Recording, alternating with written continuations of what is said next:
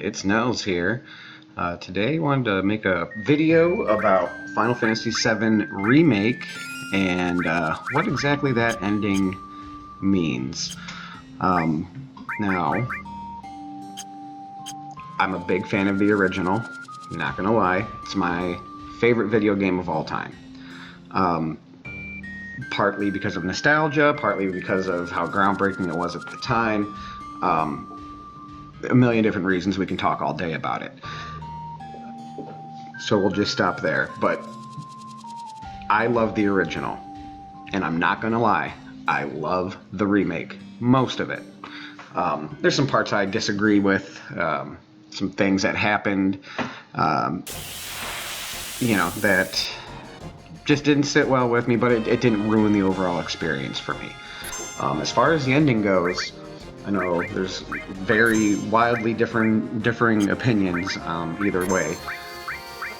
Some people loved it, other people are less than enthused. I'm kind of somewhere in the middle. Seeing as how they did 95% of that game, I can't see them throwing away that formula. It worked so well that I can't see them going a completely separate direction in the second and third, or however many installments that they end up doing. So with that said, I'm kind of trusting them with the story at this point.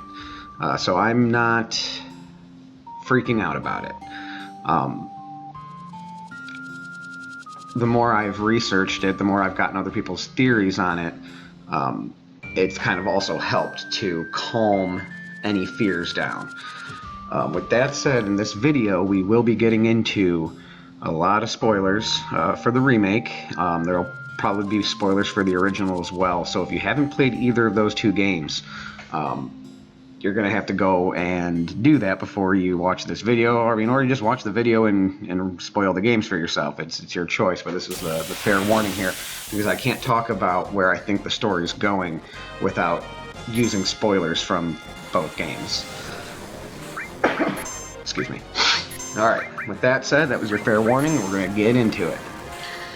Okay, so a few rules starting off here. We need to start from Maximilian Dude's big brain theory, 4 levels, okay? So we're going to assume some things from his theory. If you want the reasoning or the evidence of his theory, I suggest you go and watch his review of the game, and then he's done some podcasts that you can find pretty easily that really break everything down in depth. Easy Allies, I think, was the one that he did. It's maybe 2 or 2.5 hour long podcast, and it is amazing. He did another one, I can't remember who it was with. It was probably better than the Easy Allies one, and a bit longer, and God, I wish I could remember that one off the top of my head, but he really goes into the levels of his theory in the Easy Allies podcast. So if you watch that, you'll understand where I'm coming from. So we're assuming some things are true from his theory. One, that this is Advent Children Sephiroth. 2, that this Aerith is from the end of the original Final Fantasy VII, and we'll get into that. So if we are assuming these 2 things are true, that's why there's some things that go on during the game. It's like, well, how do you know that? How that was kind of an odd dialogue choice in that situation. So we'll get into that. But so Advent Children Sephiroth, Aerith from original. Okay, also, the Remnants of Fate were the Advent Children, Kadaj, Laz, and I forget the last one's name. Right. Anyway, they're not Tifa, Barrett, and Cloud, okay? Even during my first playthrough, I didn't see them as Tifa, Barrett, and Cloud. I didn't see them as the Advent Children either. I didn't put that together at that time. But it makes too much sense, especially if you assess them during the battle and then listen to, like I said, Maximilian Dude, and listen to how he proves that theory. It's pretty amazing. Okay, now to get into this ending, I don't believe that Zack is going to be alive. Okay, spoiler warning. Spoiler. All right, I don't believe Zack's going to be alive. He can't be alive. It changes too much of the story, you know, and I don't believe they're going to go that route. Okay, they can. I'm going to. All right, before we really get into anything, I will freely admit right here that the way they ended this story, they can easily take it in a direction where they completely change the story from the original going forward. They can go well off the rails. They have wrote themselves that ability, essentially. I don't think they will, but the possibility is there. It wouldn't be too much of a stretch. So people who feel that they're going down that road, they have merit in feeling the way that they do. So I'm not here to tell you you're wrong, you don't know what you're talking about, blah, blah, blah. Your feelings, if you feel it's going to go down that road, it's absolutely a legitimate feeling based on the evidence of that the developers and the writers laid out at the end of the game. With that said, though, like I said, I don't believe they're going that way. Here's why. Okay. So this is Advent Children Sephiroth. He has seen the events of the original. He has figured out that even on a second attempt, he still could not defeat Cloud with Aerith in the life stream. Okay. So twice he has been thwarted by Cloud and Aerith. Well, essentially 3 times by Cloud. Depending if what you consider Nibelheim. But anyway, he already knows how this road goes. If he gets, you know, the original, it happens exactly the way it does, he loses every time. With Aerith in the live stream, he cannot win. Okay? That's why I'm saying Zack is dead. Aerith will die. Okay? That's it. There's no way around these two things. Okay? Cloud has the Buster Sword. And if Zack was alive, he would not have the confidence to perform in battle, essentially, as a first-class soldier would, because he hasn't deluded himself into thinking that he is a soldier. He had the ability the entire time, even as a Shinra grunt. He never had the confidence, though. So, whatever happens when he kind of takes Zack's personality, he kind of frees himself to become who he really is, in a way, in a messed up way. So, Zack has to be dead. Cloud has his sword. Cloud would not be Cloud if Zack is alive. Because Cloud is just a Shinra grunt who has no confidence in himself, you know, who wants to be better and do better, and but he's ashamed. He's even ashamed when he goes to Nibelheim 5 years ago. He doesn't show his face to Tifa. So he lacked the confidence to be who he is. So Zack has to be dead. It can't be any other way, and he has to be suffering from that post-traumatic stress from that situation. He has the Nako poisoning from Hojo from 4 years of experimentation. So he has to be a mentally broken person right now, and there's signs of that throughout the game. You know, and he's very awkward with people. He doesn't know how to interact socially. You know, and then the constant, you know, headaches and flashbacks. You know, that can all be seen as PTSD or something of the sort. So he has all the signs of the mental trauma. So I am saying right now, Zack is dead. Okay.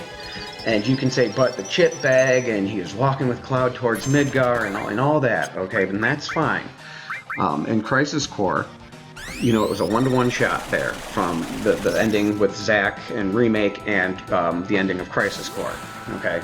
So, he's surrounded by the Shinra troops during the day and the sun, and he kills them all, okay? He gets rid of the first wave, that first major wave. He takes them down. So showing that he took them down doesn't change the story. Okay, it doesn't change anything. Now, he was ambushed again later in the rain, okay, and then was shot and killed in the rain. And if you notice, he has Cloud, he picks him up, they're walking towards Midgar, almost there, Cloud, we're almost there, and it's starting to rain. So we just saw part of that scene. We didn't see the conclusion of that scene. Could it be happening in an alternate timeline? Could it be different? Sure. Okay? The chip bag means something. Okay? Not saying it doesn't. I'm still telling you he's dead, and they have not shown us the end of that scene. And at the end of that scene, in Remake, I believe he will be dead as well. Alright? Like I said, the rain just started. Cloud has the Buster Sword. Cloud needs the mental trauma to become who he is. Without any of this happening, we don't have Cloud.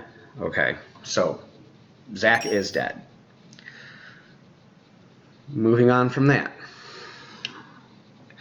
Advent Children Sephiroth knows that Aerith is the reason he cannot succeed.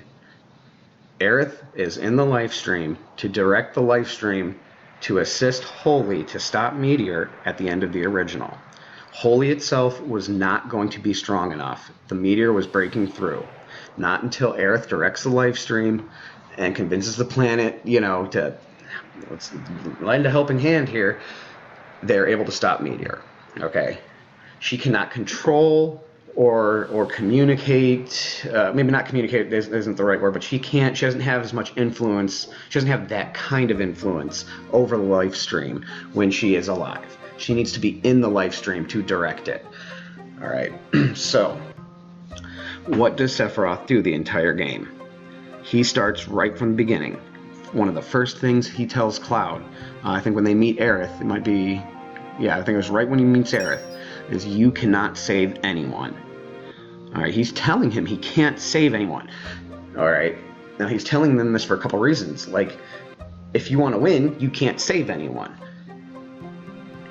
Also, reverse psychology, if I tell you you can't save anyone, and I am putting that thought in your head, like, you can't save anyone. Cloud would be like, I can save somebody, I can save everyone. When the time comes, he's hoping, he does this throughout the whole game. He's telling him he can't save people, he can't do this, he's not strong enough, blah, blah, blah. He's laying the groundwork to make Cloud save Aerith from original Sephiroth's death. Okay? Sephiroth's physical body is still in the North Crater. Okay? It's still up there. I don't know if Advent Children Sephiroth is I don't believe it's a physical representation because he was using the clones and the Genova cells.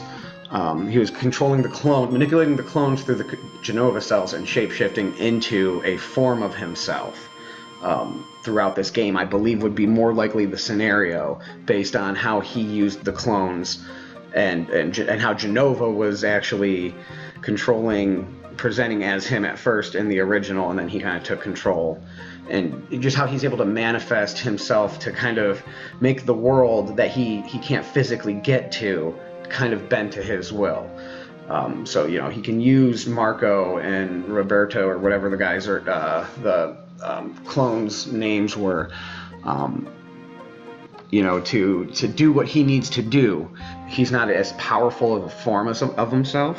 It's not truly Sephiroth in his true power. That's why I say it's okay that we fight him at the end of this game, because that's not really Sephiroth. That wasn't even a full-powered Sephiroth, and we didn't come anywhere close. I mean, look at the ending. We tried to Omni-Slash him, and he parries the whole thing and just tells him not yet. And then when he actually tries, he just knocks Cloud's sword out, one shot, and disarms him. And it's done. It's over right there. So a much weaker version, a clone Sephiroth, is able to handily, easily defeat Cloud in battle. He doesn't kill him because he needs him alive right now. But it just goes to show that we are a far way off. Cloud is a far way off from being able to to do anything about that. And we're going to cut this short.